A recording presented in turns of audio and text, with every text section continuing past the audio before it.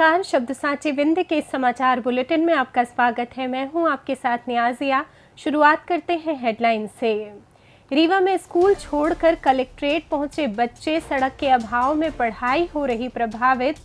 रीवा में कृषि विस्तार अधिकारियों का कलमबंद कार्य बहिष्कार। रीवा में पीडब्ल्यूडी के चीफ इंजीनियर रिश्वत लेते पकड़े जाने पर निलंबित। रीवा में ट्रांसफार्मर से फैले करंट की चपेट में आई युवती की मौत। रीवा में 22 वर्षीय युवती ने की आत्महत्या। रीवा में शासकीय हैंडपंप पर अवैध कब्जे से पेयजल संकट, कलेक्टर से लगाई गुहार।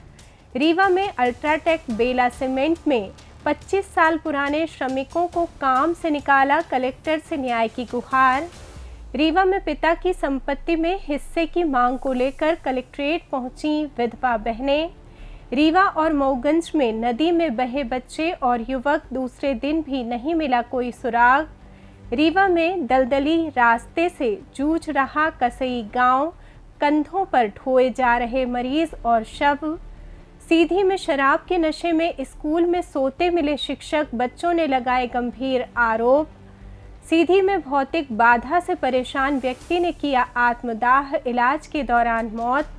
सिंगरौली में सेमरा नदी में बहा युवक, भारी बारिश से सोनभद्र से संपर्क टूटा। प्रत्यक्ष प्रणाली से छात्र संघ चुनाव कराने की मांग को लेकर रीवा में एनएसयूआई का प्रदर्शन। और मध्य प्रदेश में झमाझम बारिश का दौर जारी, रीवा समेत विंध्य के जिलों में नदियां उफान पर। अब खबरें विस्तार से।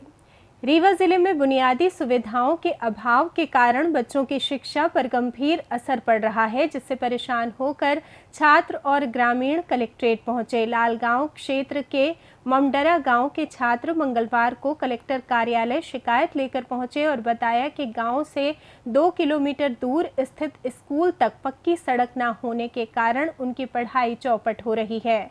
कच्चा रास्ता होने से बारिश में पूरा मार्ग कीचड़ से भर जाता है, जिससे बच्चों का स्कूल जाना पूरी तरह बंद हो गया है। उन्होंने प्रशासन से जल्द सड़क बनवाने की मांग की है। इसी तरह हुजूर तहसील के पड़ोखर बैसा गांव के स्कूली बच्चे भी अपने परिजनों के साथ जन सुनवाई में पहुंचे। उन्होंने बताया कि उनकी बस्ती में सड़क और नाली न होने के कारण घरों व रास्तों में पानी भर गया है, जिससे रास्ता बंद होने के कारण स्कूल खुलने के बावजूद बच्चे पढ़ाई के लिए नहीं जा पा रहे हैं। ग्रामीणों ने जिला प्रशासन से बस्ती में जल्द सड़क और नाली का निर्माण करवाने की मांग की है। हमारे यहाँ रोड नहीं है। रोड कैसी रोड नहीं है? कीचड़ है। कैसे भी नहीं है। ऐसे ढका भी है। कहाँ से आए हो आप लोग? लालगांव मुंडरा। नाम क्या है आपका? साधना पाल। तो स्कूल जाने के लिए रोड नहीं है? नहीं है रोड। कितने किलोमीटर रोड की समस्या है ये? 2 किलोमीटर। 2 किलोमीटर मेन रोड से। हाँ, हम लोग स्कूल जाते हैं तो सड़क पर साइकिल खड़ा करके फिर आते हैं, पैदल जाते हैं। नहीं जा पाते जब पैदल कितने किलोमीटर जाते हो आप लोग? 2 किलोमीटर। 2 किलोमीटर। तो आप लोग क्या चाहते हैं कलेक्टर? यही चाहते हैं कि सड़क बनवा दें। सड़क बनवा दें। पड़ोखा से समस्या हमको ये है कि हमारे रोड नहीं है। हम लोग को कीचड़ लग जाता है, इसीलिए हम लोग भीग जाते, चहला से आते। आज आप लोग स्कूल नहीं गए? नहीं गए। स्कूल क्यों नहीं गए आप लोग? इसलिए नहीं गए, कीचड़ है तो इसलिए नहीं गए। कीचड़ के कारण।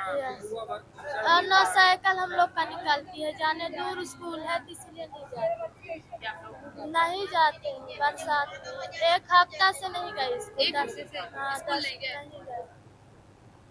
रीवा में मध्य प्रदेश कृषि विस्तार अधिकारी संघ के आह्वान पर कृषि विस्तार अधिकारियों ने EHRMS प्रणाली के माध्यम से अटेंडेंस की अनिवार्यता के विरोध में कलमबंद कार्य बहिष्कार शुरू कर दिया है। कार्यालय उप संचालक किसान कल्याण तथा कृषि विकास जिला रीवा के अंतर्गत कार्यरत सभी अधिकारी इस आंदोलन में शामिल हैं, जिनका मुख्य उद्देश्य इस नई अटेंडेंस व्यवस्था को तत्काल समाप्त करना है। इसके अलावा संघ ने कृषि विस्तार अधिकारियों के लिए 2800 ग्रेड पे का लाभ देने और प्रत्येक केंद्र हेतु 5000 रुपये प्रतिमाह भत्ता उपलब्ध कराने की प्रमुख मांगें भी उठाई हैं।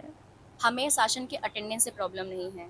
हमें प्रॉब्लम इस बात से है कि शासन का कहना है कि EHRMS पोर्टल के माध्यम से ही आप अपना काम दिखाएं। 10 से 6 आप वहां बैठिए और 10 से 6 में 10 बजे हमें प्रॉपर लॉगिन करना है और 6 बजे हमें लॉग आउट करना है। और किसानों के लिए भी इसमें जितना हमारा नुकसान है उतना ही किसानों का भी होना है। साथ ही चूँकि हम फील्ड स्तर के कर्मचारी हैं, रीवा जिला में 100% जितने भी एयू हैं उसमें 80% सभी स्टाफ महिला कर्मचारी हैं। हमारा कोई मुख्यालय नियत नहीं है। अभी हमारे बीच बहुत सारे साथी हैं जो इस तकलीफ से गुजर चुके हैं।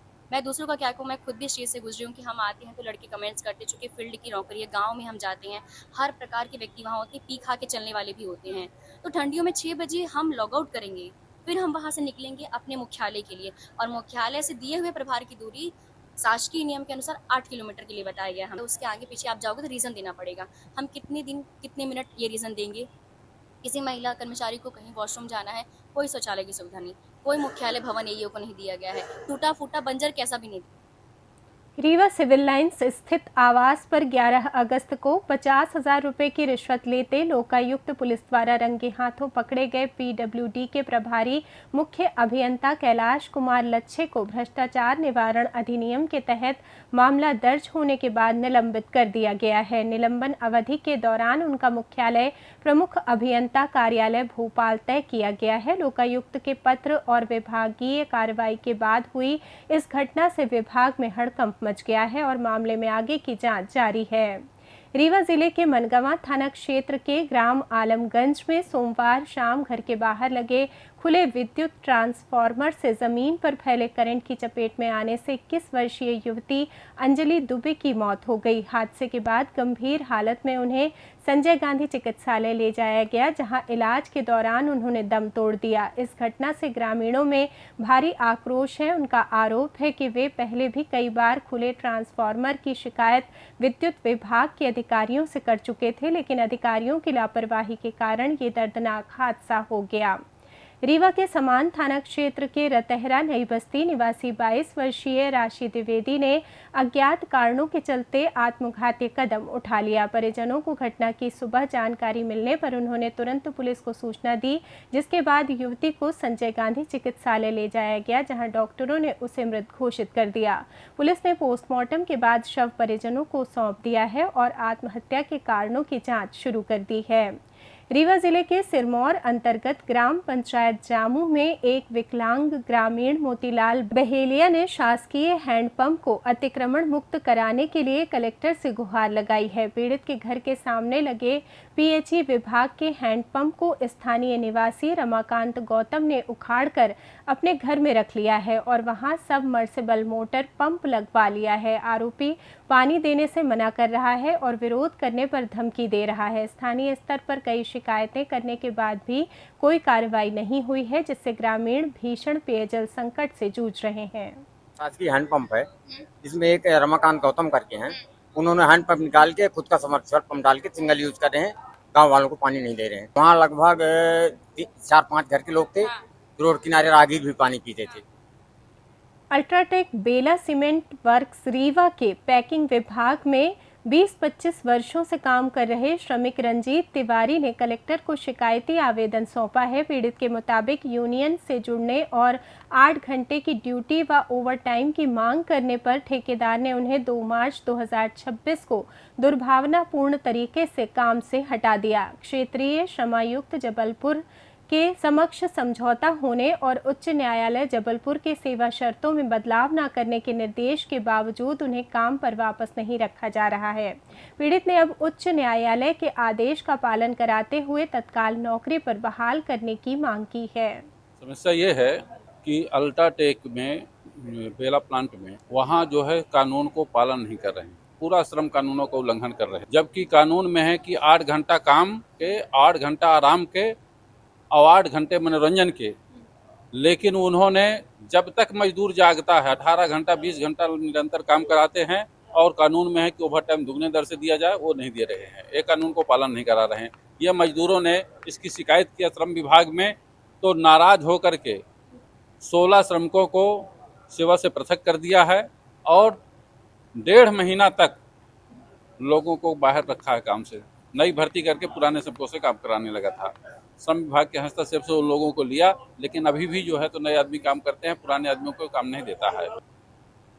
रीवा जिले के सिरमौर क्षेत्र के पड़री गांव की रहने वाली दो विधवा बहनें रेखा विश्वकर्मा और ममता विश्वकर्मा मंगलवार को कलेक्टर कार्यालय की जन सुनवाई में पहुंची। उन्होंने बताया कि उनके पिता रामकिशोर विश्वकर्मा लोक निर्माण विभाग में कार्यरत हैं और रेलवे स्टेशन के पास रहते हैं। पीड़ित बहनों के अनुसार उनके पति का निधन हो चुका है और उनके पास आय का कोई साधन नहीं है, इसलिए वे पिता की कमाई और संपत्ति में अपने हिस्से की मांग कर रही हैं। उन्होंने आरोप लगाया कि उनकी मछली बहन ने पिता की पूरी कमाई और संपत्ति अपने नाम कराने के लिए उन्हें अपने कब्जे में कर रखा है। बहनों ने प्रशासन से इस मामले में हस्तक्षेप कर न्याय दिलाने और पिता की संपत्ति में हिस्सा दिलवाने की गुहार लगाई है। समस्या ऐसी है कि हमारे भी आदमी गुजर गए, उसके भी आदमी गुजर गए। ये आपकी बहन है? हाँ, हमारी बहन है, छोटी है, तो कुछ तो सहारा चाहिए ना बाप पिताजी के पास है। कैसा सहारा चाहिए आपको? अरे कुछ नहीं, जगह जमीन में नहीं है तो लेकिन पैसा में है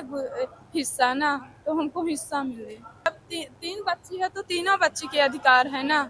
अब 5-6 साल से ली है तो हमसे 5 से कोई मतलब नहीं है, न पिताजी से मिलवाने देती है, न मिलने बात तक नहीं करने देती है। रीवा और मऊगंज जिलों में नदियों में उफान आने के कारण एक 12 साल का बच्चा और एक युवक तेज पानी के बहाव में बह गए हैं। मंगलवार को एसडीआरएफ की टीम ने दिन भर दोनों की तलाश के लिए खोज अभियान चलाया, लेकिन पानी का बहाव बहुत तेज होने के कारण उनका अब तक कोई पता नहीं चल पाया है। जानकारी के मुताबिक रीवा में गुड़ के इटार पहाड़ के पास बिछिया नदी में एक बच्चा बह गया है। वहीं मऊगंज के खर्रा टोला के रहने वाले साहिल अंसारी भी नदी के तेज बहाव में बह गए हैं। प्रशासन की ओर से दोनों की तलाश लगातार जारी है। रीवा जिले के गुड़ विधानसभा अंतर्गत कसई गांव में आपात स्थिति में मुख्य सड़क तक मरीज को पहुंचाना सबसे बड़ी चुनौती बन गया है। खराब और दलदली रास्ते के कारण एम्बुलेंस गांव के अंदर नहीं आ पाती, जिससे ग्रामीणों को मरीजों और शवों को कंधों पर रखकर करीब 3 किलोमीटर का कीचड़ भरा रास्ता पार करना पड़ता है। हाल ही में मोहम्मद सरदार की मौत के बाद ग्रामीणों ने दर्द बयां करते हुए कहा कि यदि पक्की सड़क होती तो एम्बुलेंस समय पर पहुंच जाती और समय पर इलाज मिलने से जान बच सकती थी। बारिश के दिनों में ये समस्या और भी गंभीर हो जाती है। वर्षों से पक्की सड़क की मांग करने और कई बार अधिकारियों व जनप्रतिनिधियों को अवगत कराने के बावजूद हालात नहीं बदले हैं। सीधी जिले के रामपुर नैकिन थाना क्षेत्र अंतर्गत ग्राम रेमारी के प्राथमिक स्कूल में पदस्थ नियमित शिक्षक अवध सिंह का शराब के नशे में स्कूल परिसर में लेटे हुए एक वीडियो सामने आया है, जिससे ग्रामीणों और अभिभावकों में भारी आक्रोश है। स्कूल में लगभग 30 बच्चे दर्ज हैं और बच्चों ने आरोप लगाया है कि शिक्षक रोजाना खेत में जाकर शराब पीते हैं और फिर स्कूल आकर सो जाते हैं, जिससे बच्चों की पढ़ाई और भविष्य पूरी तरह प्रभावित हो रहा है। ग्रामीणों का कहना है कि इस गंभीर लापरवाही की कई बार अनदेखी हुई है। वहीं डीपीसी का कहना है कि वैधानिक प्रक्रिया के तहत लिखित शिकायत मिलने पर मामले की जांच करवाकर नियमानुसार सख्त कार्रवाई की जाएगी। सीधी जिले के सिमरिया थाना क्षेत्र के ग्राम हनुमानगढ़ में सोमवार शाम करीब 4 बजे एक दर्दनाक घटना सामने आई, जहां भोलगढ़ निवासी 50 वर्षीय रामकुमार विश्वकर्मा ने लंबे समय से चली आ रही भौतिक बाधा से परेशान होकर अपनी बाइक से पेट्रोल निकाला और खुद को आग लगा दी। गंभीर रूप से झुलसने के बाद परिजनों ने उन्हें तुरंत संजय गांधी चिकित्सालय रीवा में भर्ती कराया, जहां इलाज के दौरान उनकी मौत हो गई। घटना की सूचना मिलते ही पुलिस मौके पर पहुंची और मामला दर्ज कर आगे की जांच शुरू कर दी है। सिंगरौली जिले के देवसर क्षेत्र में मंगलवार शाम सेमरा नदी के तेज बहाव में झखरावल गांव निवासी 30 वर्षीय पवन कुमार कोल बह गए, जिनकी तलाश के लिए एसडीआरएफ और पुलिस की टीमें लगातार सर्चिंग ऑपरेशन चला रही हैं। जिले में लगातार हो रही झमाझम बारिश के कारण नदियां और नाले उफान पर हैं, जिससे पुलों के ऊपर पानी बहने के कारण सिंगरौली का उत्तर प्रदेश के सोनभद्र से सड़क संपर्क पूरी तरह कट गया है और प्रशासन ने सुरक्षा के मद्देनजर बैरिकेड्स लगाकर आवागमन रोक दिया है। मध्य प्रदेश हाईकोर्ट के सितंबर माह में कॉलेजों में छात्र संघ चुनाव कराने के आदेश के बाद एनएसयूआई ने प्रत्यक्ष प्रणाली से चुनाव कराने की मांग को लेकर रीवा कलेक्ट्रेट में जोरदार प्रदर्शन किया। कलेक्टर के जन सुनवाई में व्यस्त होने के कारण कार्यकर्ताओं ने एसडीएम कार्यालय जाकर मुख्यमंत्री के नाम ज्ञापन सौंपा और पारदर्शी तरीके से चुनाव कराने की अपील की। एनएसयूआई कार्यकर्ताओं का आरोप है कि सरकार प्रत्यक्ष प्रणाली से चुनाव कराने से बचने का प्रयास कर रही है, जो छात्रों के हित में नहीं है।